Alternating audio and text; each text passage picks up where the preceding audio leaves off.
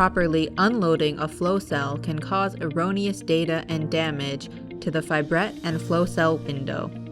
This video will show you how to properly unload the flow cell to ensure your FlowVPE is operating at its fullest.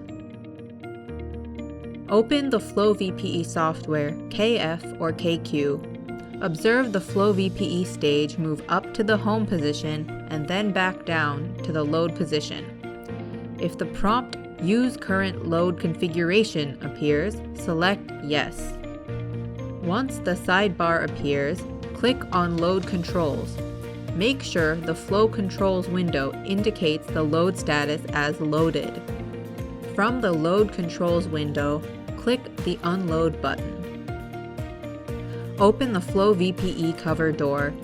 Disconnect the fibrette from the SC adapter by grabbing the fibrette by the SC connector and the SC adapter. Do not pull from the stainless steel portion. Untighten the thumb nut and swing the clamp lock arm out and into the open position. Push the clamp handle lock up and then pull the clamp handle up to unlock the fibrette from the 0 position. Untighten the 4 captive fasteners in any order. Now turn your attention to your desktop computer. After confirming that the fibrette is unclamped, click Yes.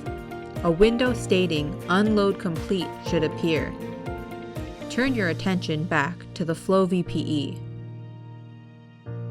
Remove the flow cell and flow fibrette together out of the detector module by gently sliding it out towards you. In the software, once pressing OK to the prompt, the load status should now read as unloaded.